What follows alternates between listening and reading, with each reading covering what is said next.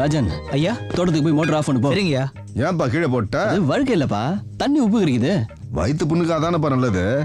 சரி அது இருக்கட்டும். நம்ம கவிதா கல்யாண விஷயமா மாமா வீட்டுக்கு போயிருந்தேன். அங்க செல்லம்மாளை பார்த்தேன்.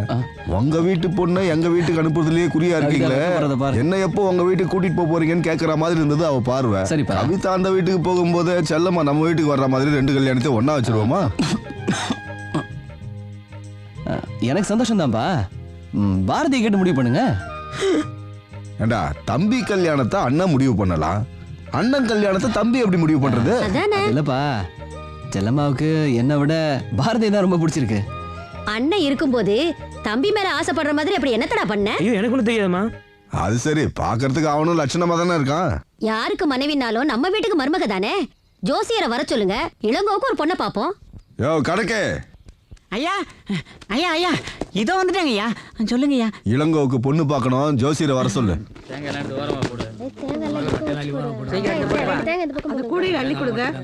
ஆகட்டும் ஆகட்டும், சீக்கிரமா உரிச்சு போடுங்க. இன்னும் கொஞ்சம் தானே இருக்கு, வண்டி வந்துடும், சீக்கிரம் ஏத்தி விடணும்ல. சரிங்க ஐயா.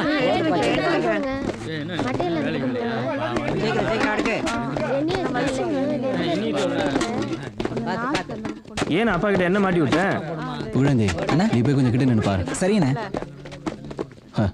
பாரதி, உனக்கு செல்லம்மாவை பிடிச்சிருக்குன்னு சொன்னாதான் அப்பா தப்பா நினைச்சுக்குவாரு. செல்லம்மாக்கு தானே உன்னை பிடிச்சிருக்குன்னு சொல்லியிருக்கேன். அது சரி, ஏன் அப்படி சொன்ன?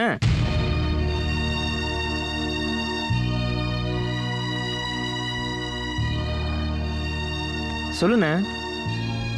பாரதி, நானும் சந்தியாவும் ஒருத்தர் விரும்புறேன்டா. என்னண்ணே சொல்ற? விரும்புறேன்னா சும்மா பிடிச்சிருக்கு அந்த மாதிரி இல்லடா. எனக்குள்ள அவளும் அவளுக்குள்ள நானுமா வாழ்ந்துகிட்டு இருக்கோண்டா. செல்லம்மாவுக்கு நான் இல்லைன்னா நீ இருக்க, ஆனா சந்தியாவுக்கு என் கல்யாணத்தை பத்தி அப்பா சொன்னதும் எனக்கு என்ன சொல்லுதுன்னு புரியல. அதான் செல்லம்மாவுக்கு உன்னை பிடிச்சிருக்குன்னு சொல்லிட்டேன். பாரதி, தயவு செஞ்சு செல்லம்மாவை பிடிக்கலன்னு மட்டும் சொல்லிடாதடா. ஒன்றும் புரியல. நீ எனக்காக ஒரு உதவி செய்யணும். சொல்லுண்ணே, என்ன செய்யணும்? சந்தியாவை பத்தி நானே அப்பா கிட்ட சொல்ற வரைக்கும் நீ யார்கிட்டயும் சொல்லிடக்கூடாது. கவலைப்படாத, நான் யார்ட்டையும் சொல்ல மாட்டேன். உன் காதல் ஜெயிக்கிறதுக்கு நான் என்ன வேணா செய்வேன். என்னப்பா பொண்ணுங்கெல்லாம் ஆர்வமா பாத்துட்டு இருக்காங்க, நீ ஏன் ஒரு மாதிரி உட்கார்ந்துருக்க? நல்லா இருக்குல்ல? கட்டிக்க போறவன் அவன், நீங்களே பாத்துட்டு இருந்தா எப்படி? கொடுங்க, அவனும் பாக்கட்டும். இளங்கோ, நீ பாக்குற பொண்ணு உனக்கு மட்டும் நல்ல மனைவியா இருந்தா பத்தாது, மத்த பிள்ளைங்களுக்கும் அம்மா மாதிரி நடந்துக்கணும். எனக்கு என்னப்பா அவசரம், முதல்ல கவிதா கல்யாணத்தை முடிப்போம். உனக்கு அடுத்தவன் தயாரா இருக்கான், நீ எனக்கு இப்ப என்ன அவசரங்கிற? உனக்கு முடிச்சாதானப்பா அடுத்து அவங்களுக்கு முடிக்க முடியும். வாசந்தியா, மாமா இப்படி உட்காரு. நீயும் நல்ல நேரத்துல தான் வந்திருக்க. இந்த பக்கம் வா.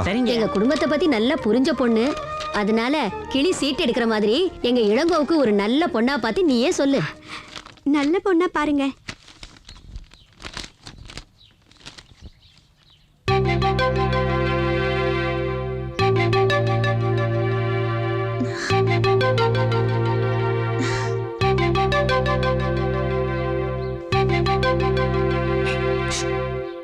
எல்லா போட்டோவும் நன்னதா இருக்கு, ஆனா அவருக்கு என்ன பிடிச்சிருக்குன்னு யாருக்கு என்ன தெரியும்?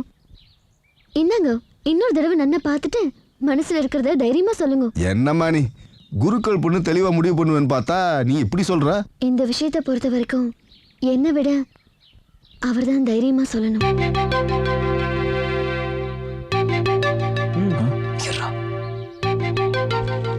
ஏமா அந்த போட்டோ கொஞ்சம் கொடுமா.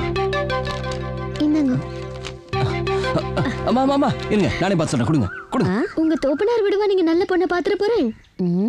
ஐயா ஒன்றும் அவசரம் இல்லை, நல்ல யோசனை பண்ணி சொல்லுங்க. நாளை கூட நல்ல நாள் தான். சரி ஜோசியரே, நீங்க கிளம்புங்க. அப்ப நான் போயிட்டு வரேங்க.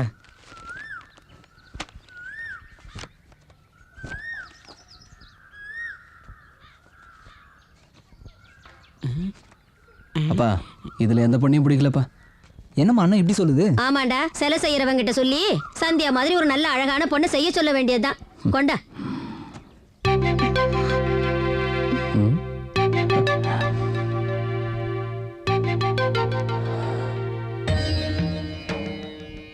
தைரியமா சொல்ல வேண்டிய நேரத்திலையும் அவர் மௌனமா இருந்துட்டாரு. எனக்கு ரொம்ப பயமா இருக்கு. எந்த பிரச்சனையும் வராம நீ தான் எங்களை காப்பாற்றணும். அவங்க அப்பா கிட்ட சொல்ற தைரியத்தையும் நீ தான் அவருக்கு கொடுக்கணும்.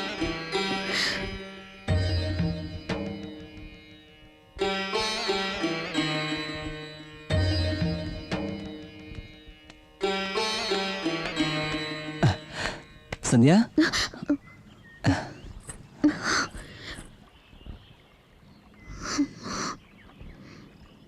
என் மேல கோவமா?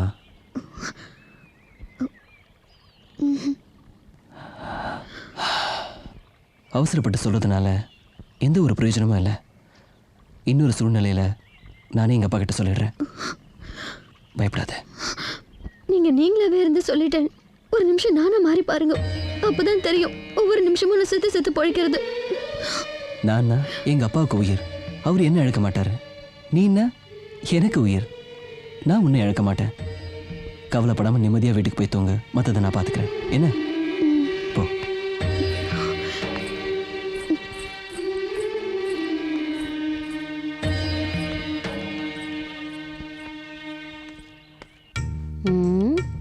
என்னடி பாக்குற? வேட்டி ஒழுங்கா தானே கட்டியிருக்கேன். ஆமா, நாளைக்கே மருமக வரப்போறா. அடுத்த வருஷம் தாத்தா ஆக போறீங்க. இந்த வயசுலயும் இம்புட்டு அழகா இருக்கீங்களேன்னு நினைச்சு பார்த்தேன். இதுக்கெல்லாம் யாரடி காரணம்? நீ தானே. நீ என்ன குறை வச்ச நான் கவலைப்பட இல்ல, எனக்கு பிடிக்காத மாதிரி என்னைக்காவது நடந்திருக்கியா நான் கோவப்பட? மனுஷனுக்கு கவலையும் கோபமும் இல்லைன்னு வை, வியாதியும் வராது, வயசானதும் தெரியாது. என்ன வயிறு மட்டும்தான் கொஞ்சம் பெருசாயிடுச்சு, இல்லன்னா சிங்க மாதிரில இருப்பனா? இந்த வயசுக்கு இதுதாங்க பொருத்தமான வயிறு. இதுதாண்டி நீ எனக்குள்ள இருக்கிற எந்த குறையையும் சுட்டி காட்டாம சந்தோஷப்படுத்தியே இளமையாக்கிக்கிட்டு இருக்கல்ல. நீ எனக்கு மனைவியா கிடைச்ச மாதிரியே நம்ம இளங்கோவுக்கும் ஒரு நல்ல மனைவி கிடைச்சிட்டா அந்த சந்தோஷத்திலே நான் இன்னும் இளமையாயிடுவேண்டி. தலைமகனுக்கு நல்ல மனைவி கிடைக்கலன்னா குடும்பமே கலைஞ்சு போயிடும். அது சரி, இந்த பொண்ணு விஷயமா உங்ககிட்ட ஏதாவது சொன்னானா? அவன் எங்கெங்க சொல்ல போறான்? நீங்களே முடிவு பண்ண வேண்டியதுதான். முடிவு பண்ண போறது என்னவோ நான் தான். இருந்தாலும் இளங்கோவுடைய அறிவும் பக்குவமும் எப்படி இருக்குன்னு பாக்குறதுக்காக தான் அவன்கிட்ட போட்டோவை கொடுத்து பார்த்தேன். எதுவுமே பிடிக்கலன்னு சொல்லிட்டானே. என்ன நடக்குதுன்னு பாப்போம். ஐயா, உங்களை பாக்குறதுக்கு பக்கத்து ஊர்ல வந்திருக்காங்க. உங்களை தான் பார்த்துட்டு போலான்னு வந்தோம். சொல்லுங்க. ஏதோ முக்கியமான வேலையா கிளம்பிட்டீங்க போல இருக்கு. நீங்களும் முக்கியமான வேலையா தானே வந்திருப்பீங்க. உட்காருங்க. பரவாயில்ல, இருக்கீங்க. ஐயா, எங்க ஊர்ல கோவில் கட்டிக்கிட்டு இருக்கோம். அதான் உங்ககிட்ட உதவியை எதிர்பார்த்து. கோயில் கட்ட தானே உதவி கேட்குறீங்க? அது எதுக்கு இப்படி தயங்க கேட்குறீங்க? பள்ளிக்கூடம் கட்டுறதுக்கும் கோயில் கட்டுறதுக்கும் எங்க ஐயா எப்போ வேணாலும் எதை வேணாலும் செய்வாருங்க. ஏன்னா எங்க ஐயாவுக்கு தாராள மனசு. ஐயா, தப்பா எடுத்துக்க கூடாது. சிமெண்டோ செங்கலோ வாங்கி கொடுத்தீங்கன்னா மிகப்பெரிய உதவியா இருக்கும். ரொம்ப சௌரியமா போச்சு. நம்ம சூழலிலேயே உங்களுக்கு வேண்டிய கல்ல எடுத்துக்கோங்க. அந்த பக்கமா தான் போறேன், வாங்களே நானே காட்டிட்டு போறேன். சரிங்க. ரொம்ப நல்லதுங்கய்யா. இதை தான் எதிர்பார்த்து. இருக்கட்டும்.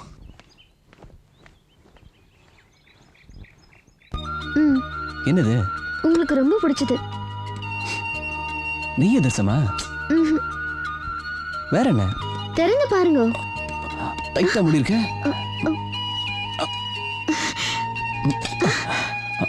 உங்களுக்கு தான் நாட்டுக்கோழின்னா ரொம்ப பிடிக்குமே. எனக்கு பிடிக்குங்கிறதுக்காக நீ போய் எப்படி இதெல்லாம்?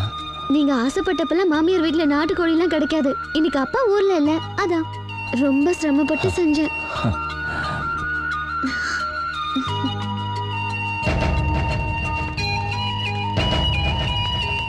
எனக்காக ஒரே ஒரு பீஸ், சின்ன கடிடா சொல்லும். உங்களுக்காக நான் என்ன வேணாலும் செஞ்சு தரேன், ஆனா இது மட்டும் முடியாது. உன்னை யார் சாப்பிட சொன்னா? ஒரு நல்ல காரியம் பண்ணும்போது தொடங்கி வைக்கிறதுக்காக ஒரு விஐபி கூடும்ல, அந்த மாதிரி ஒரே ஒரு சின்ன கடி கடிச்சிட்டு கொடுத்துரு, அது போதும். நான் கடிச்சு துப்பிடுவேன், சரியா? எப்படியோப்பா, உன் எச்சில் பட்டா போதும்.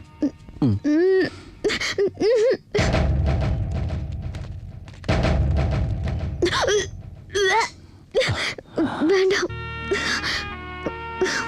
வேண்டாம் சந்தியா, இனிமே உனக்காக நான் அசைவம் சாப்பிட்றதே விட்டுறேன்.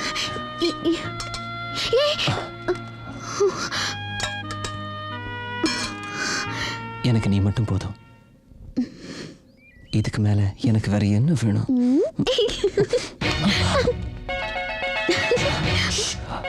கல்ல கையில எடுத்து பாருங்க, நல்லா வெந்திருக்கானு அப்பதானே தெரியும். கல்லு நல்லா வெந்து செவந்திருக்கியா? நல்லா சுத்தி பாருங்க, எந்த பக்கத்துல இருந்து வேணாலும் எடுத்துக்கோங்க. ஏன்னா கோயில் கட்ட போறது, நாளைக்கு என்ன குறை சொல்லிட கூடாதுல்ல. ஐயா மனசு போல எல்லாம் சுத்தமா தாங்க இருக்கும். நாங்க நாளைக்கு வந்து ஏத்துக்கிறீங்க. உங்களுக்கு எப்ப சௌரியமோ அப்ப வந்து எடுத்துக்கோங்க. நல்லது.